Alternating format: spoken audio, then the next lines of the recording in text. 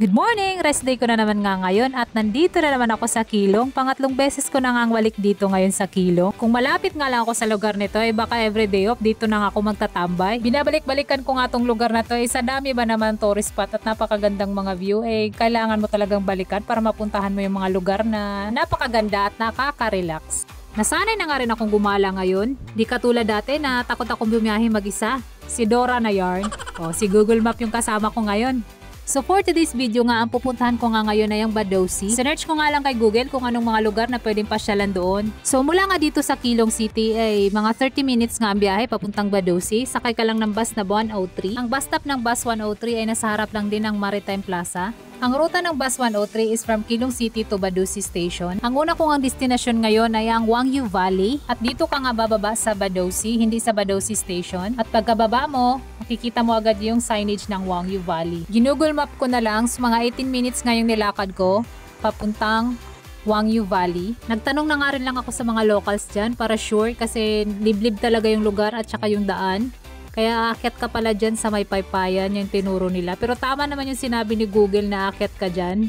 Nagtanong talaga ako para di ako maligaw. Wala din kasi ako nakasabayang umakyat kaya nagdalawang isip ako kung tama ba yung direksyon na tinaha ko. Bago mo nga marating yung Wangyu Valley ay maraming hagdan ka pang madadaanan. At nakakatakot kasi ako lang mag-isa. Wala talaga akong nakita ni isang tao dyan paakyat. Kaya for the setup ng tripod ang person para makakuha siya ng magandang video. So this is it, narating ko na nga yung Wangyu Valley at napakaganda niya. So sa mahilig mag-hike, isa ito sa pinakamagandang spot dito sa Kilong na pag-hikean. At dahil nga maliit lang to na hiking trail, mga 30 minutes tapos ka na. Wala silang rest area dito na pwedeng pagsilungan.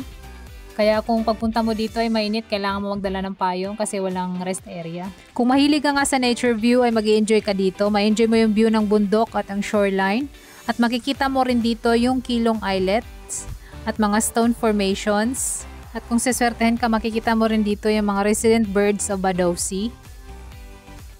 At dahil ka napagod at nagutom na ay kumain nga muna ako ng tinapay kong baon.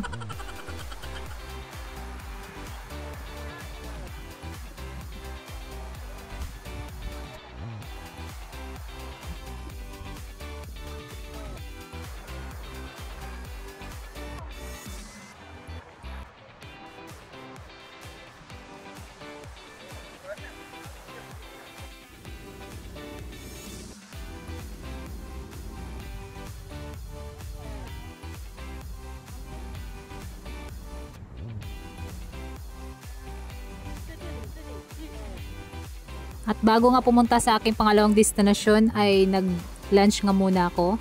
And after lunch, pumunta nga ako dito sa Xiaojing Park. Mga 13 minutes nga yung nilakad ko galing Badosi. At dito nga may nag-scuba diving. Malawak siya na park at maganda. You can enjoy the panoramic view of the sea. Kung gusto mong magmuni-muni, mag-relax, makalangap ng sariwang hangin, maganda dito tumambay. Pero mas maganda pag hapon na or paggabi. Pero mas maganda ang tumambay dito kung kasama mo yung jowa mo. So pagkatapos ko nga sa Xiaojing Park, nagpunta na naman ako dito sa Badosi Station. Itong Badosi Station daw ay yung pinakamagandang station dito sa Taiwan kasi makikita mo dito yung napakagandang view ng bundok at saka dagat. Maganda naman talaga dito at nakaka-relax yung view. And that's all for today's video. At napakaganda ng Badosi. See you sa next nating gala dito sa Taiwan. Bye!